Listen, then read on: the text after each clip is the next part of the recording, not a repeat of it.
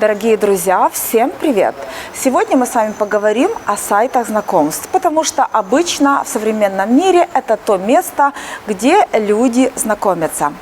Конечно же, там можно найти очень много хороших людей, но и нужно помнить, что это любимое место для манипуляторов, психопатов и людей с нарциссическим расстройством личности. Почему? Потому что они успешно ищут там своих жертв и, конечно же, находят.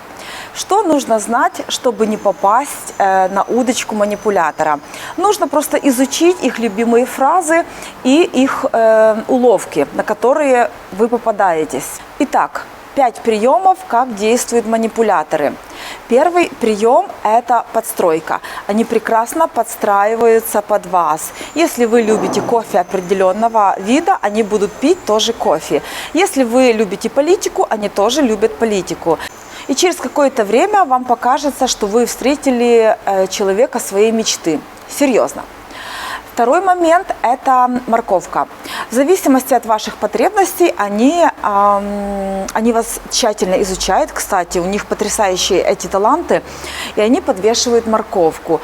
И, понятно, морковка зависит от ваших потребностей. Кому-то, допустим, нужен муж, потому что одинокая женщина с ребенком.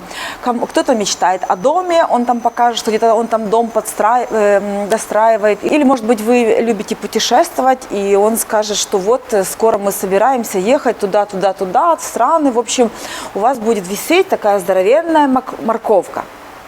Следующий момент – это понижение самооценки. Для чего это делается? Для того, чтобы больше привязать вас к манипулятору, психопату, точнее. Когда идет понижение самооценки, вам кажется, что этот человек автоматом поднимается. И вам кажется через какое-то время, что вот он вам очень нужен и что вы без него уже не сможете. Поэтому, если вы чувствуете, что вас начали обесценивать и понижать вашу самооценку, будьте аккуратны. Это уже работают манипуляторы. Следующий прием, который принимают они, это техника ближе-дальше. Ну, допустим, он вам писал каждый день много раз, с утра до вечера, потом, допустим, хоп, и пишет там 2 раза. И у вас сразу такой, как-то вот некомфортно, да, тут столько интересовались вами, а потом хоп, и как бы пропали. Или там вот он уезжает куда-то надолго, и, по сути, тоже у вас такая острая нехватка общения с этим человеком. Следующий прием – это техника укол иглы или холодный душ. Вот эти техники, они приводят к тому, что вы очень привязываетесь к человеку. То есть сильные эмоции ведут к привязке. То есть, допустим, у вас было все классно, плюс 100, потом хоп, такой минус 50, да, и вот очень большой разрыв. И вот вы таким образом привязываетесь к человеку, потому что вам непонятно, вы думаете, спрашиваете у подруг, вкладываете очень много энергии в это, и вот таким образом происходит привязка. Пикаперы это знают, психопаты, они с этим родились. И, дорогие девочки, если у вас возникнет когда-то такой момент, что я вот такая женственная, классная, вот я понимаю психологию, я очень такая утонченная, и я смогу повлиять на психопата, не сможете. Знаете почему? Потому что это патология в лимбической системе мозга. Там мозг устроен как у рептилий. Ну вот вы можете почитать в биологии. То есть как рептилия, допустим, живет. Она по течению плывет, покушала, плывет, позанималась сексом, плывет, дальше снова покушала, то есть без привязанности. Там очень так необычно устроен мозг, и обычному человеку не понять, только вот нужно изучать и получать информацию.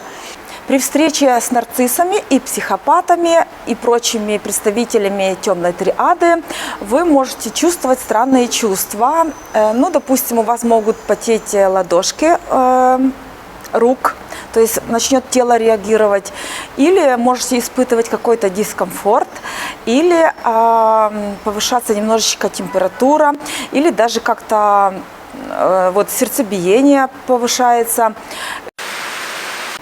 Итак, по каким признакам можно узнать психопата? Записывайте себе. Эмпатия. Там полное отсутствие эмпатии, и это заметно очень, если, допустим, что-то печальное, что-то происходит очень грустное, и он просто не может вам посочувствовать. Полное отсутствие эмпатии, сопереживания, то есть просто этих функций нету. И понятно, что любить они не могут, потому что они не могут вас чувствовать. Они могут чувствовать только себя, то есть свое вот эго, то, что происходит с ними. Следующий момент – манипулятивность. Прекрасные манипуляторы прекрасно изучают людей, подлавливают самые мельчайшие детали, просто потрясающий талант. Это, видела таких людей, наблюдала, потрясающе. Третий момент – это безответственность. То есть они никогда ни за что не возьмут на себя ответственность за отношения. Вот они сами по себе, сегодня они с вами, завтра с другими, там еще, и еще, и еще, и еще. И, в общем, вот так они живут. Живут своей жизнью, а вы как хотите. Четвертый момент – это ложь. Ложь, ложь и еще раз ложь. Они врут ради того, чтобы врать. Выдумывают, что-то там приписывают, рассказывают сказки, выдумывают того, чего не было, лишь бы произвести впечатление и как можно глубже вас зацепить на крючок. В общем, сказочники еще те, или сказочницы, потому что психопаты бывают и женщины. Все психопаты – это перверзные нарциссы. То есть у них есть такое потрясающее умение переворачивать все. Что бы вы ни сделали, вы всегда будете виноваты. Это очень интересно за этим наблюдать, когда у вас есть знания, как они перекручивают. Это талант. Что бы вы ни сделали, какая вы бы классная ни были, вы всегда будете виноваты. Шестой момент – это невероятная привлекательность.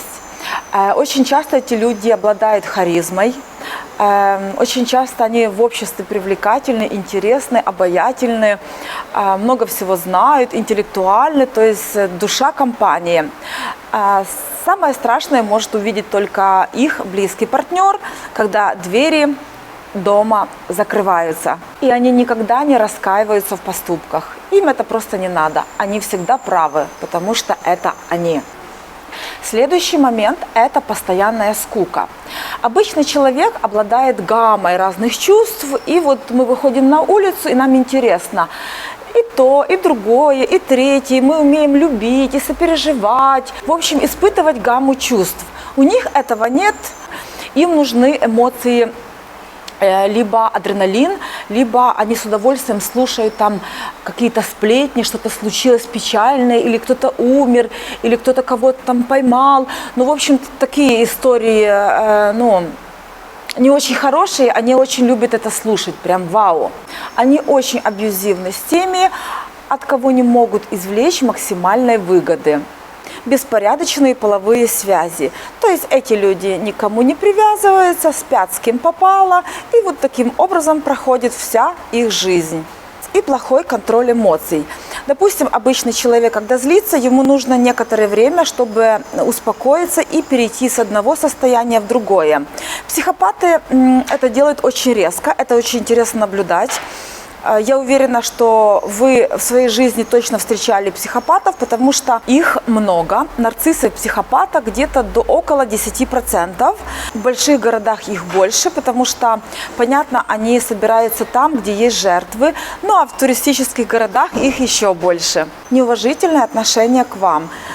Постоянные обесценивания, унижение, они могут что-то пообещать и не сделать, договориться с вами и не прийти. Это у них систематически, наблюдайте за этим. Обожают контролировать, обожают все держать в своей власти, знать, что, где и когда происходит.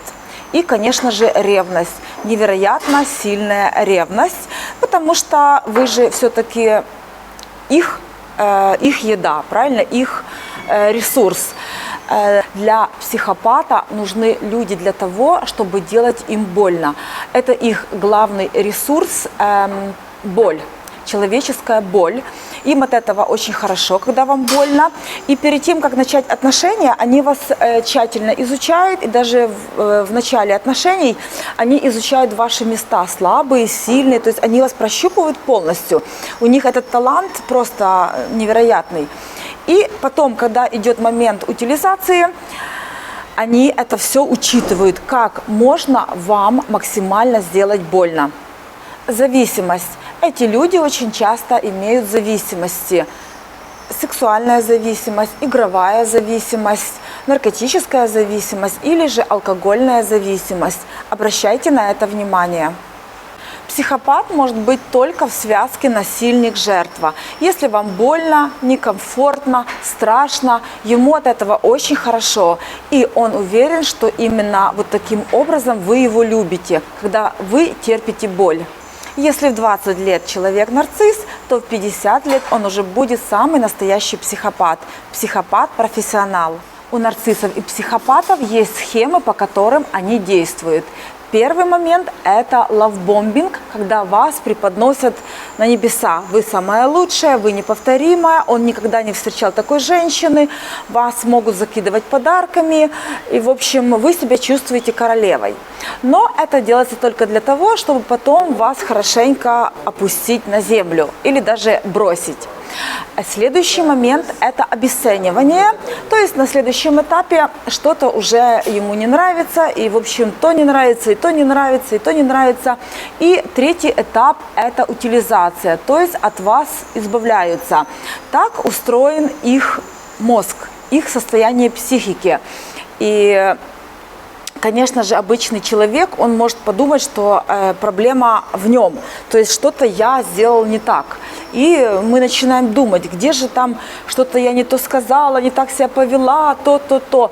Но дело в том, что у них так работает их психика.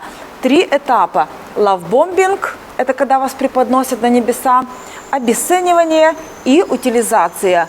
И если вас будут возвращать в отношения, это потом происходят такие пинги, когда вас пытаются вовлечь назад, все пойдет точно так же. Маленький лавбомбинг, он уже не будет такой большой, он будет маленький.